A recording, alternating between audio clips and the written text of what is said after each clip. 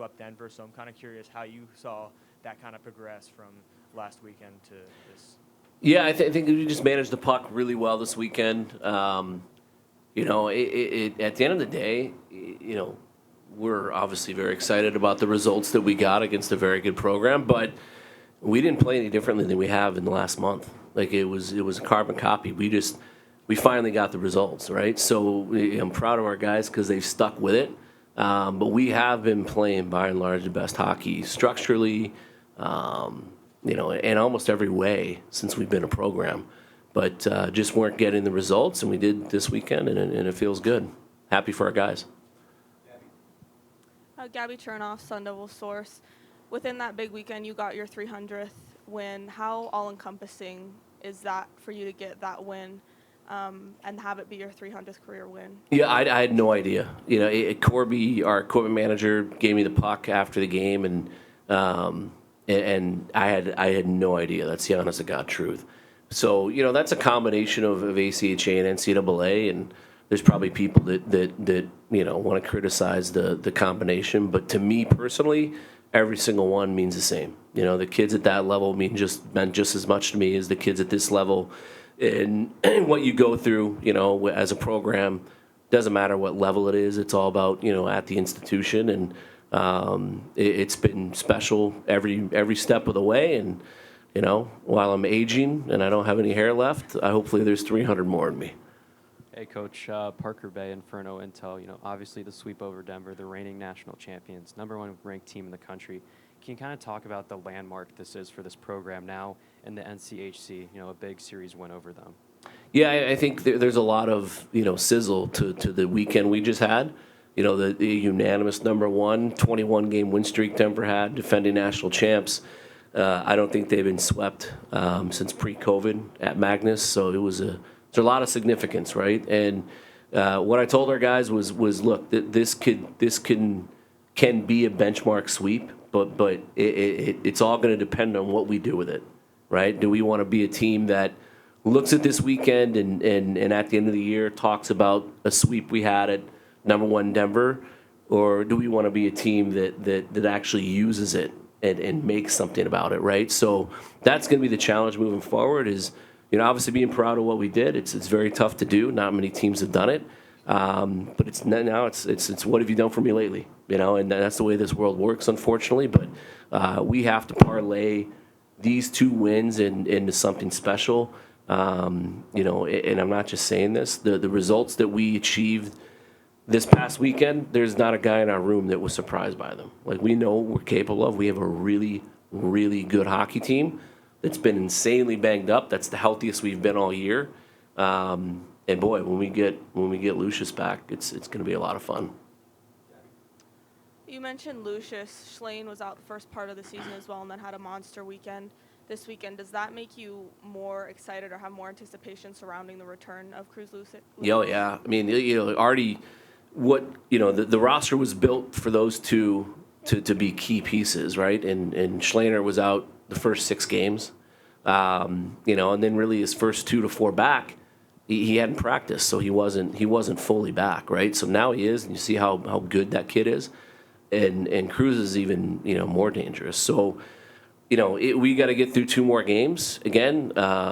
We get an off week this week to heal up some bumps and bruises, and we got to finish strong. And when we get a full roster back, I would not want to play us. Hey, Coach, Jake Sloan, Devil's Digest. You've talked all year and even before this year how hard it is to get a sweep on the road against a #1 team like this. What does that do for the overall buy-in of these players with a lot of new guys coming in this year? Yeah, I think we had a group that's completely bought in prior to these results, but I think that it just proves that if you stay bought in, you stay process-oriented and focused, and you hear coaches talk about it all the time. Kenny talks about it all the time. Process, right? It pays off. You can't stray, and you could feel that this weekend.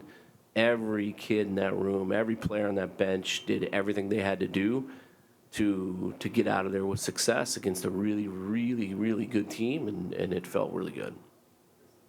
Chris Carbon, Son of a Source. Greg, do you remember a time in your career when the results felt as disconnected from what you were seeing in the play of the guys? And How did that feel going through that, and what did you share with the team about that? Yeah, no, absolutely not. Like we have, I've been here a long time, and since the second game at Providence, starting at that game, we've never played better hockey.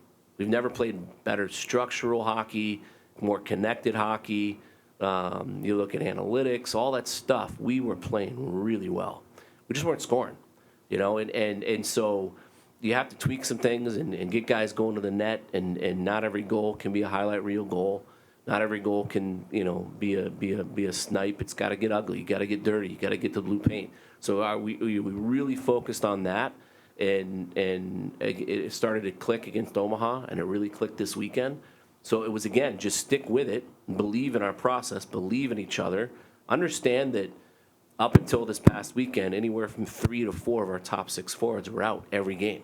So when you have that skill out, you're gonna probably struggle to score a little bit. And we ran into some unbelievable goaltending. I think before this weekend, if you discount the first 8-1 win at Air Force, the opponent's save percentage was about a .96, which is crazy. So you just have to stick with it, and believe in what we have. And our guys did. Credit to them, understanding we could go up to Denver and win the first night and pretty much clean the slate. And then the message was, hey, that's a benchmark win. Let's make it a benchmark sweep, because if we get to the slate's completely clean. I think we went from high 30s in the pairwise to 18, like that. So we're right there. We're right there, and we go get 2 against Duluth and take care of home ice. Boy, we're going to the break feeling really, really good. So did that make the feeling of those wins like that much greater? Yeah, it did. It was really fulfilling for a lot of reasons. It wasn't because they were defending national champs and on a 21-game heater and looking pretty much unbeatable. That's all nice stuff. But I think just not strained from what we were preaching and what we were doing really for the last month, and just not getting the results. We did not play any different, at all. We were just as good against Providence. We were just as good in the loss, maybe even better against Omaha. We were just as good at Colorado College. We just weren't getting the results. So, you look at our schedule, it's been absolute murderer's row. I think today we played half of the top 10 already through a third of our season. So we're weathered. We're weathered with guys that were banged up, with some studs that have been out. Now we're getting healthy. Our confidence is there, and I wish we played this weekend. Coach Michael Caratonio, Pitchfork Lunch. I was just going to ask you that. I know getting healthy and getting a week off is always good, but with the way like you said, you've been playing, people that watch have seen, and getting these wins. You'd obviously rather be playing this weekend. Yeah, I think if in a perfect world, we'd love to be playing this weekend, but we have to use it to our advantage. It's going to be a great development week. Guys aren't going to go home for Thanksgiving. I don't know if we've ever had a Thanksgiving off, to be honest. So my wife's happy about that. But we have our last 2 games against Duluth, next weekend, and then they get to go home for 10 to 12 days, which as an independent we've never done. They usually always stay here because we have to play deep into December and then right away at the end of December. So there's just not enough time for them to go home. So they're excited about being able to go home and spend Christmas with their families. And the focus now is just 2 games left. We're right back in the hunt in a major way. We wake up today in second place in the NCHC, and we got to continue to get points. And then when you talk about, obviously, the guys that have been banged up, and you said even in the beginning of the season, the depth and maybe young guys, but how do you just feel that they've stepped up, but their development has been with those guys out?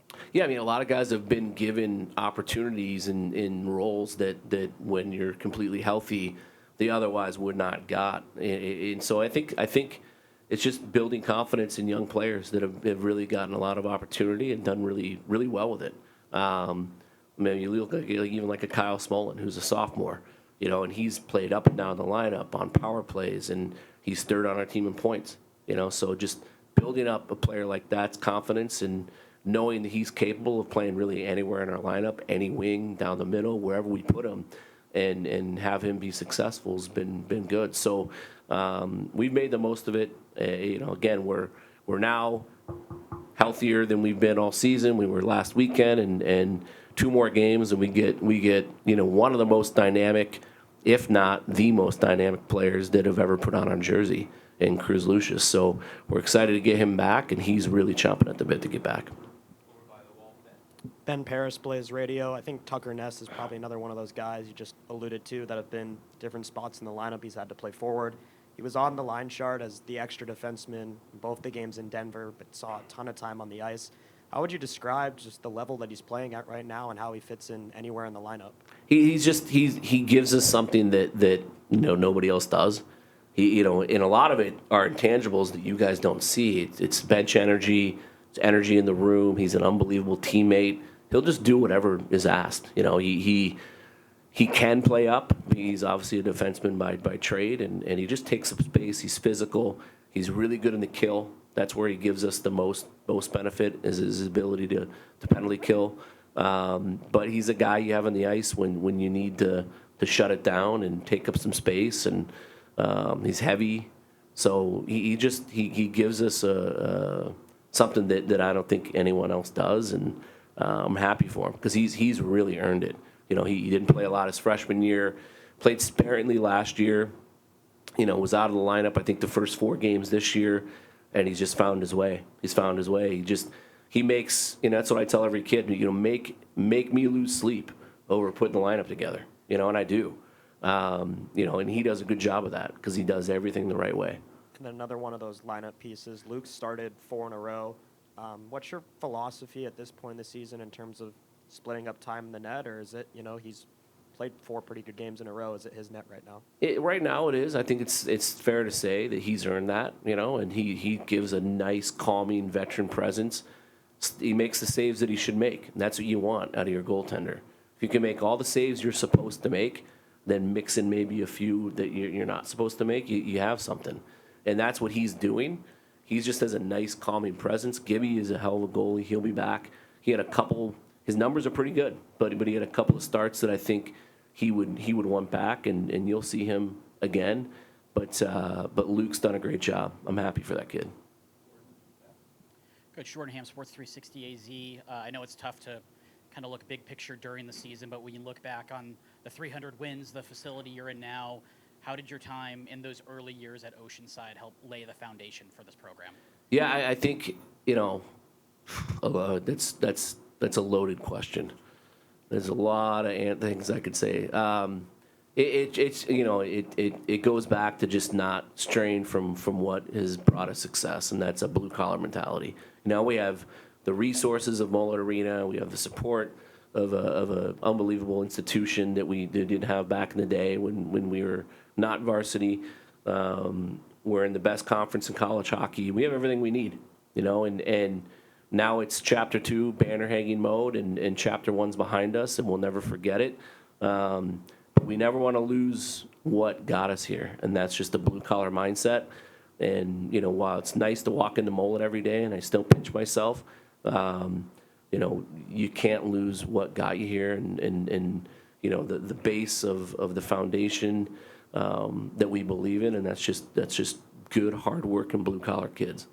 What do you miss about Oceanside? Nothing. I miss the asbestos falling from the ceiling when the puck hits it, and having to scoop it off the ice. No, it was. I don't miss anything. Yeah, that's the honest answer. Hey, Coach. Fletcher Anderson, Cronkite News. When you're at a program that feels like it's kind of on fire right now, not just you, but obviously Sun Devil volleyball, Sun Devil football, even basketball. Yeah. How awesome is it to have this, as Kenny says, Valley activated? It's incredible. You look at everything that's happening right now in Sun Devil athletics, and it's something that everyone that's been here for a long time, whether it's a fan, whether it's a supporter, whether it's a coach, whether it's a professor, everybody's always said this place can be special. But for whatever reason, the collective whole has never seemed to really do anything and everything that it takes in order for it to get there. And now I think we actually have that. I think we have that. We have a football coach who's not a mercenary. And I think when you have that, everything trickles downhill. and I'm not saying our last coach was or the coach before him was, but it's always about, in the past, whether it's an AD or a football coach, a lot of people that have been here have used this as a stepping stone. And I don't believe that Graham Rossini thinks this is a stepping stone. I think this is his dream job. This is his end-all, be-all. Kenny Dillingham does not view this as a stepping stone job. This is his dream job, just like this is my dream job. You couldn't pay me all the money in the world to go coach anywhere else. This is where I want to be. I love this institution. I love this place. And now we have so many people, not just those two, that feel the exact same way about Arizona State. And when you have that, that's what activates the Valley. That's what people want. They want passion. They want people that love what they do, love who they do it with, and love who they do it for. And we have that here now. And it's fun to be a part of, and I'm honored to be a part of it. You said in your opening press conference for this season that your realistic expectations were to host a playoff series. Prior to this weekend, did those expectations dwindle at all? And if so, how do they look now? They look great now. I mean, you got to be in the top four, and no, they didn't. It was the message from the start of conference play, and it will continue to be the message until the end, is all about standings. We're not looking at the pairwise. We don't have to look at the pairwise anymore, because if you can host a playoff series in the NCHC, you're probably getting into the tournament, right? So that takes care of itself. We want to give our fans at Mullen Arena playoff hockey. That's our goal, and today we wake up in a position to do that, and we have to continue to focus on that goal and only that goal. And then, obviously film plays a big part when you're going into these big series, but David Carl shouted that out specifically. He said it was very evident what you guys watched and that you were able to pick kind of things apart that they found success in earlier in the season based on your film. So what did you see prior to this weekend that you were really able to kind of shut down their success in? Well, I think it all starts about staying above pucks. That was the theme all week, and it's something we have to do the rest of the season. When you can stay above pucks and you don't give teams transition, especially skilled, fast teams like Denver, and you make them earn what they get by ozone play and getting to the inside when there's 10 guys in a zone, you're going to give yourselves a chance. So they didn't get much off of transition. Our guys did a great job staying above pucks, slowing them down. And we felt all week, like anyone that asked me, hey, how do you feel? I said, I feel good. I think we're going to go up and get one. I do. And I really did. And I don't think that another coach on our staff or a player in our room didn't think that we would either. And we went up and had success. So we've liked our game plan going into it. We really went above and beyond to prepare for them because we knew what it could do for our season. And our guys executed. And it's a credit to them. Coach, a little earlier you talked about the team's willingness to kind of go for those gritty goals over the past couple of weeks. It looked like that was evident on the power play, especially this past weekend. How have you kind of seen that power play grow across the season? Yeah, it got us a big goal Saturday. It looked really good Friday. It didn't get any results, but it's just keeping the power play upbeat, and a good power play in our game fails 80% of the time. So it's a pretty large fail rate, right? So it's you want your power play to get you momentum, and you want it to get you next shift energy, and it's done that, and I think it'll start scoring a little bit more now. You talk about not having to look at the pairwise anymore, and it feels like, at least as an independent, the program was defined a lot by the teams they beat.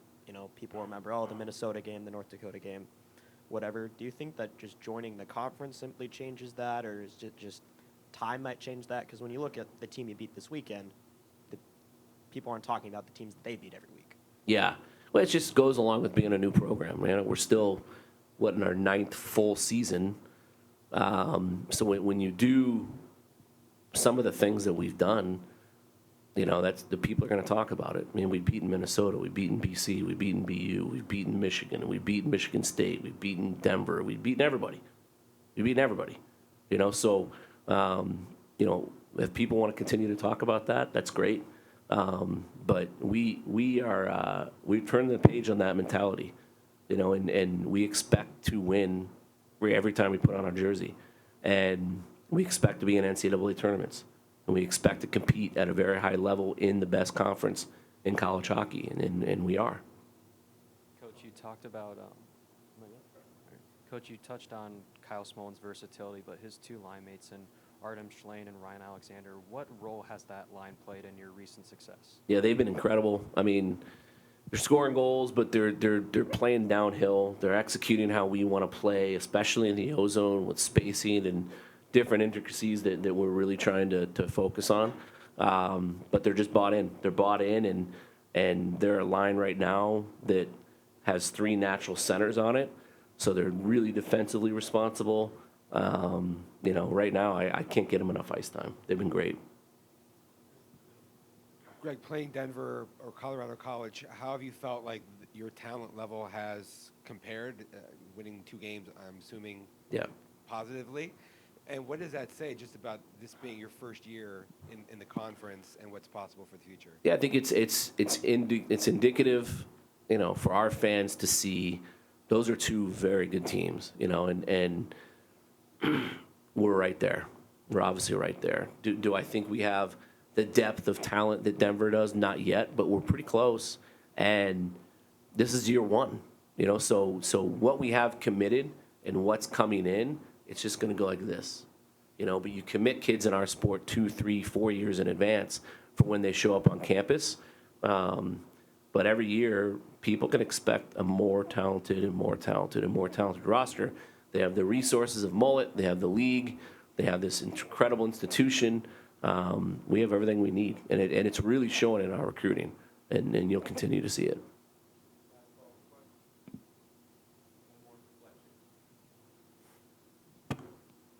Coach, not to get too far ahead of ourselves, but obviously NCHC first season, and they're obviously adding St. Thomas next year. Have you seen anything that program has done, also being a newer Division I as well, that has impressed you?